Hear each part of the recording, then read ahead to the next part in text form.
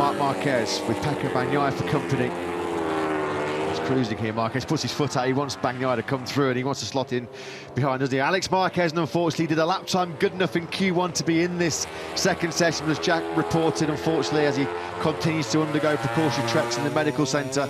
Alex Marquez will not cut a lap in this Q2 session, so if he is fit for tomorrow's race and the Tito sprint later on this afternoon, Alex will have to go from 12th place on the grid. This is exactly what Marc wants, the second to last turn, so they're about to start the flying lap, and if they do in this same sequence, it's perfect for Marc to have one of the fastest riders out there on a lap trying, and he can tow, he can slipstream, because he's saying that he can't do something special without doing it.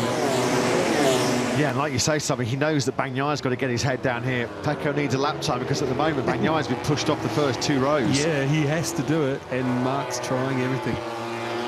Absolutely everything. We've seen this a few times, haven't we? Bagnaia has been the victim on more than one occasion. It doesn't normally seem to get him flustered, although he has been aggrieved a couple of times, it's fair to say, about Marquez's tactics. There's certainly an occasion earlier on this season where they certainly Ducati weren't happy with that. Look at the difference there. I mean, we're going to see it properly. Marc's trying to make everything up on the brakes. That's the big risk. And he does. He almost makes back, not quite, what he'd lost down that straight. So, yeah, awesome effort on the brakes.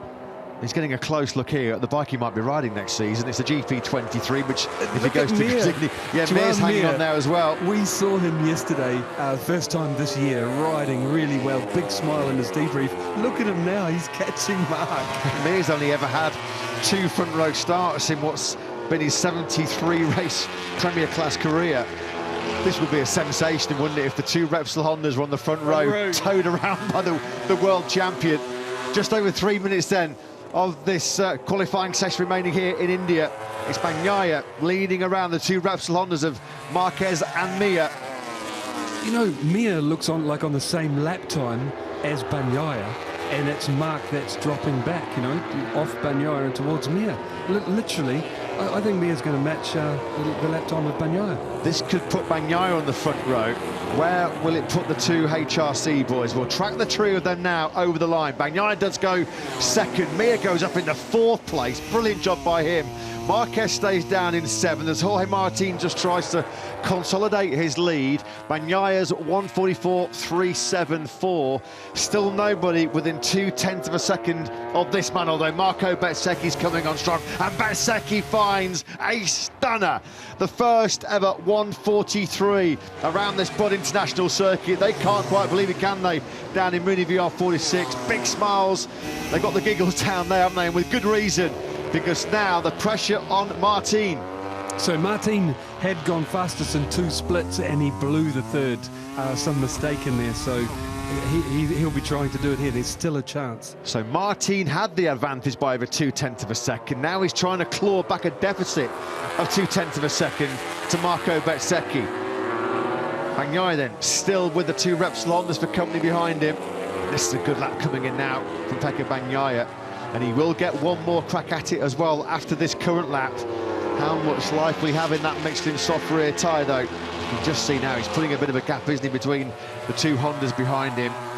This is about as clean as we've seen Bagnaia all weekend. That Ducati's been moving around underneath him. It's been making some strange shapes. It's normally planted, rock solid, isn't it? That GP23. Speaking of clean, this is as clean as we've seen Joan Mir all year on the Honda. He looks awesome. Even Marc Marquez in his debrief for the first time really showed Joan Mir some respect in his comments. He really did. Like he said, you know, fantastic. He's a world-class rider, and Joan's doing it again. Yeah, 5th place. The 2 Hondas behind the Ducati Pecco Bagnaia do improve.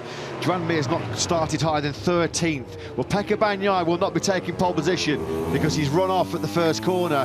Will he be keeping his place on the front row? Because Luca Marini coming on strong late on here. He's going to get one more lap as well here. Marini through the final corner. And it's Bezzecchi on another hot one as well. At least started. The first split is fastest. Let's see what he can do. Really just misses out then. Marini by just over 100th of a second. Can't find a way on that front row.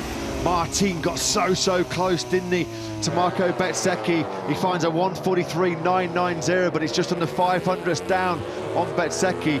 Martin has got one more lap.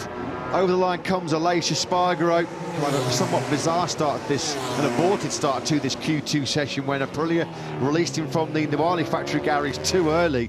He was sitting at the end of pit lane and it wasn't open for another 2 or 3 minutes or so.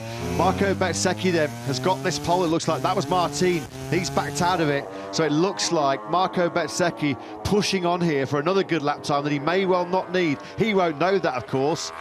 But already a 1:43.947 looks like that milestone landmark first MotoGP pole position here in India will be going the way of the Muni VR46 Ducati rider.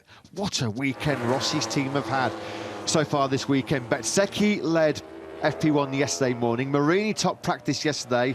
Bez was back on top this morning in FP2. And it looks like he is going to take what will be pole position number 4 in his MotoGP career. Fabio Quartararo. What can Fabio deliver late on here? 9th at the moment, at the back of that 3rd row. Ralph Fernandez is in 11th place. If you're wondering why we've only got 11 riders set lap times in this session, Alex Marquez, unfortunately, after his late heavy crash at turn 6 at the end of Q1, where he'd taken 2nd place. Alex's injuries from that crash means he's not been in this second session. Checkered flag is out, and it will be pole position to Marco Bezzecchi. What can Fabio Quartararo deliver here late on? Into turn 13 he goes on the factory Yamaha. 9th place, he squeezed the power back on the M1. Over the line he comes, 7th.